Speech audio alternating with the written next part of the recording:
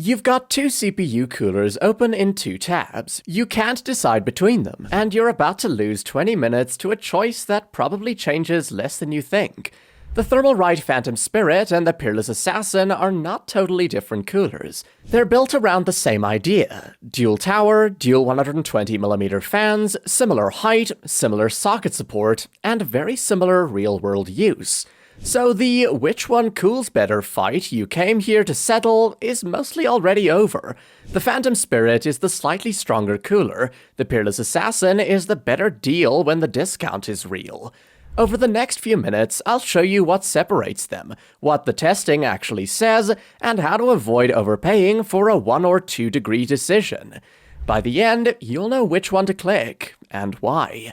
Start with what you're actually choosing between. The Peerless Assassin 120 SE and the Phantom Spirit 120 SE are both big value air coolers. Both use a dual tower heatsink, two 120mm fans, and stand about the same height. The real difference is simple. The Peerless Assassin uses 6 heat pipes, the Phantom Spirit uses 7, plus Thermalright's newer fans. That extra heat pipe is real, but don't let the spec sheet trick you into thinking this is a blowout, because once you actually put heat into these coolers, the difference gets a lot more practical. So what do these coolers actually do once someone straps them to a hot CPU? The Phantom Spirit family has excellent independent testing behind it. Tom's Hardware tested it on an Intel Core i7-13700K with no power limits, and it cooled an average of 234 watts, on par with coolers like the Deepcool AK620 and Noctua's NH-D15S, while staying very quiet for that class of result. That's why it became such an easy recommendation: high-end air cooling behavior without high-end pricing. But the Peerless Assassin is not some old cooler that got left behind. Tom's Hardware tested the Peerless Assassin 120 SE at a 200-watt limit on a Core i9-12900K, and it averaged 61 degrees Celsius over ambient, their best air cooler result at the time. Gamers Nexus also tested the standard Peerless Assassin 120 at a 198-watt noise-normalized load, and it landed at 56.4 degrees Celsius over ambient, tied with the top air coolers they had tested at that point. And PC Gamer's later testing of the SE-V2 showed it keeping a Core i7-14700K under control in games while still being a very strong value cooler. So here's the honest translation. The Phantom Spirit is usually the better cooler, but in a normal gaming build, the Peerless Assassin is close enough that you won't feel the difference unless you're watching temperature sensors instead of playing the game. Quick one before we keep going. If this already saved you some deciding time, a like helps push it in front of the next person about to overthink the same buy. Because there's one build where that extra heat pipe stops being just a spec sheet win. If you're running a hotter CPU under long all-core loads, the Phantom Spirit makes more sense. Core i7 or i9 productivity work, Ryzen 9 workloads, long video exports, rendering, compiling, anything where the CPU pulls high power for more than a quick burst. That's where extra cooling headroom matters. Tom's Hardware also ran a noise-normalized test on the Phantom Spirit at 38.2 decibels, and it cooled 224 watts on the i7-13700K, the second best result they'd seen on that platform at that noise level. Translation: the Phantom Spirit design isn't just a little cooler, it gives you more room to turn the fans down and still hold strong temperatures, which matters if you want a quiet desktop or if your CPU actually works for a living instead of just gaming. For a Ryzen 5, a Ryzen 7 gaming chip, a Core i5 build, or something efficient like a 7800X3D, the Peerless Assassin is already plenty. For hotter sustained loads, lean Phantom Spirit if the price gap is small. What these two share matters more than what splits them, because it decides whether the cooler even fits your case.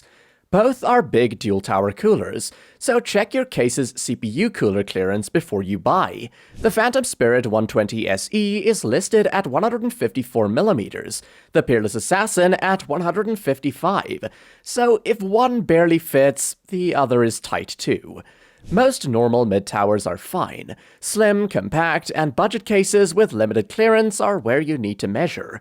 RAM clearance is worth a check too. The Phantom Spirit has recessed fins for better memory compatibility, but if your RAM is taller than 42mm, you may need to slide a fan up a few millimeters. And that's true for this whole class of cooler. Tall RGB memory can push the front fan up, and once it moves, the total height changes. So check the height with the fan position you'll actually use, because the cooler that wins a benchmark doesn't help you if the side panel won't close. One trap before you click, because this is where people grab the wrong box. Thermalright sells a lot of versions: SE, non-SE, ARGB, black, white, Evo, even ones with a little screen, and the listing photos often look almost identical. For most buyers, the clean comparison is Phantom Spirit 120 SE versus Peerless Assassin 120 SE. ARGB, black, and white are mostly cosmetic. The digital versions just add a temperature screen. The cooling barely changes across them, so don't pay extra for a different looking box. So decide whether you want plain, RGB, or a screen. Then make sure the link you click matches the exact version. I'll keep the ones I recommend linked in the description, so you can check current prices without guessing which box is which. A quick word on how to think about the price, because that's where this lands. The Peerless Assassin is a really compelling value, one of the strongest air coolers for the money, and plenty for most popular CPUs, even if it's not the quietest or smallest option. So the premium on the Phantom Spirit is only worth paying when it buys you something real: headroom for a hot CPU, quieter fans, or just not second-guessing the build. If all it buys is a prettier number on a chart, skip it. And check both prices the day you buy. These two swap places on sale constantly. So which one do you buy? For most of you, buy the Phantom Spirit 120 SE if the price gap is small.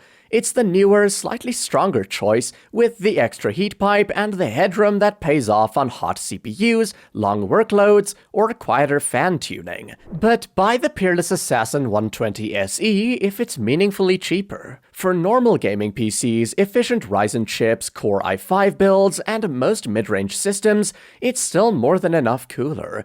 You won't feel a 1 or 2 degree difference in a game, but you'll feel the money saved if it goes toward a better case, another fan, or just keeping the build on budget. So here's the rule. Check both links in the description before you buy. If they're close, take the Phantom Spirit. If the Peerless Assassin is clearly cheaper, grab it and don't look back. Either way, you're getting a value air cooler that punches way above its price. There's no wrong answer here, only the cheaper one and the slightly cooler one. And now you know exactly which is which. If this cooler's going into a fresh build, the next question isn't just which cooler is best, it's which cooler makes sense for your CPU. So I put together the CPU cooler pairing playlist right here, with the picks I'd actually match to popular Ryzen and Intel chips. Watch that next before you buy, because the wrong cooler usually happens when people shop by cooler name instead of CPU heat.